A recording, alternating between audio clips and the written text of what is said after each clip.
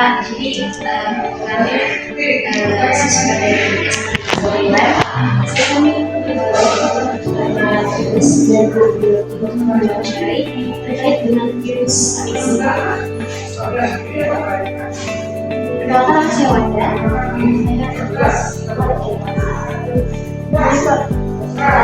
Pertama itu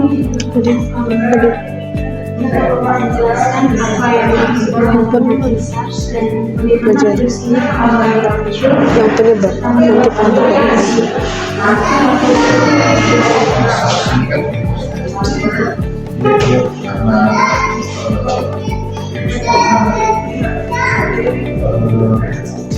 munculnya sebetulnya udah lama, bukan yang kami buat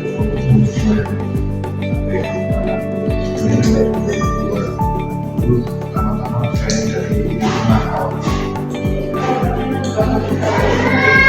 Nah, kalau penyebarannya sendiri biasanya itu airborne, ya, dari partikel-partikel setiap kita ngomong itu ada partikel air liur lah gitu. Nah, jadi cepat penyebaran.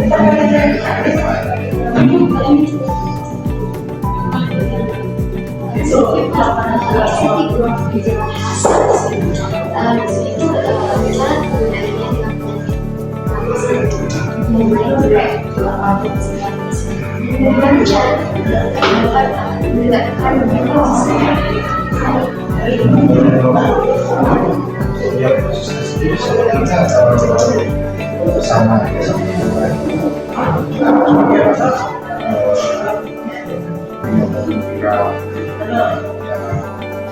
disebabkan oleh virus, nggak ada yang spesifik untuk SARS tersebut. Dia tergantung menyerang di sistem mana, misalnya di sistem nanti kita juga ISPA. Kalau dia menyerang di paru, nanti kita bisa bilang pneumonia. Kalau dia di bronkus, kita bisa bilang bronkitis. Nah, itu harusnya seperti itu. Cuman dia salah satu penyebabnya. Dia itu salah satu yang kan gara-gara dia nama dia masih saja di SARS. Nah, untuk gejalanya sendiri hampir sama. Bronkitis, pneumonia, paru, bronkitis di saluran pencernaan, saluran pernafasan atas. Nah, dia gejalanya itu berdasarkan gimana dia menyerangnya. Karena dia itu SARS, dia itu gejalanya khusus gitu. Dia itu sama aja sama dengan virus-virus yang menyerang sistem pernafasan.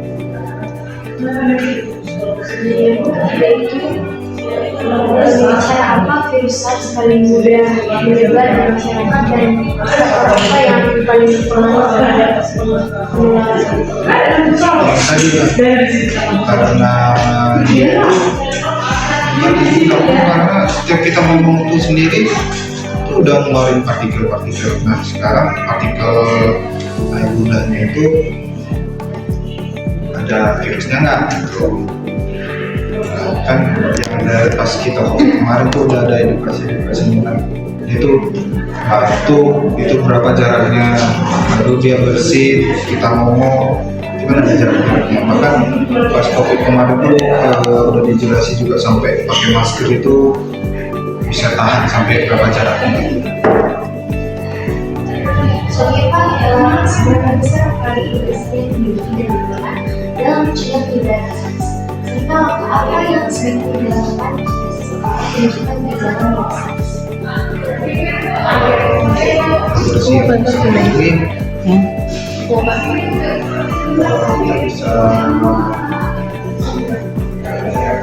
ini ya bersih orang.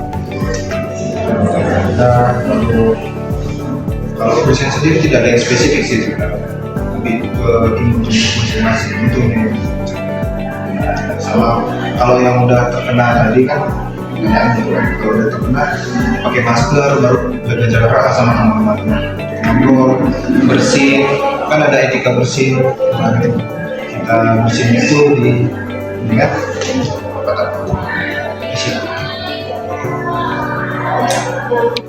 Apakah hingga saat ini tidak ada vaksin atau obat khusus untuk mencegah SARS, dan bagaimana tenaga medis melindungi diri sendiri saat merawat pasien yang bebas.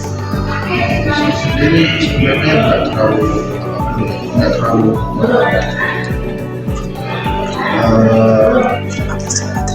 melindungi petugas medis itu hanya menggunakan APD, alat pelindung diri, dari mas,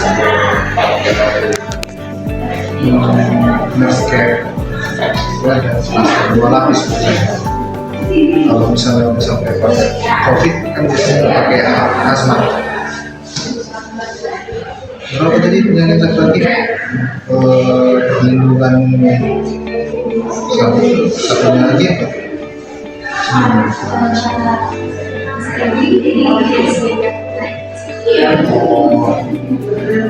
Ini sembuh ya, gimana ya?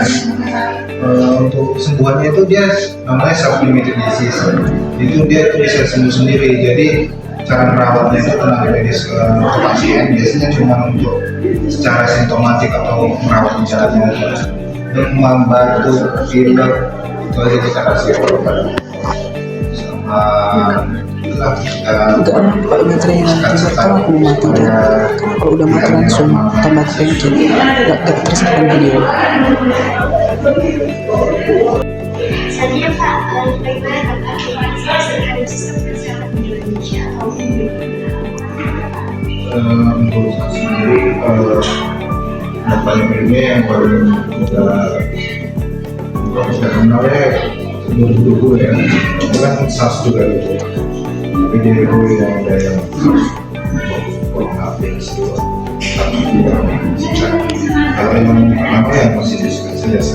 Meskipun itu juga ada kemarin kira juga yang SARS itu. Cuma ya untuk yang kedua itu yang lebih tadi karena kan kita sampai beberapa udah rugi lah banyak juga ada virus coronavirus. Selanjutnya itu kira-kira seberapa penting peran rumah sakit dan puskesmas dalam memberikan edukasi terkait penyakit menular seperti SARS? Kalau untuk mungkin kemarin biasanya itu edukasi itu paling sering itu kan ini puskesmas, rumah sakit. Nah itu udah ada program sendiri.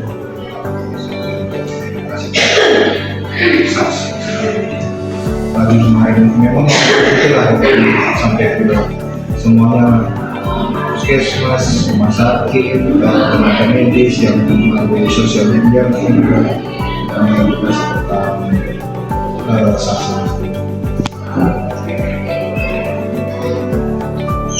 Selanjutnya, apa pesan Bapak bagi masyarakat agar waspada terhadap penyakit jenis COVID-19?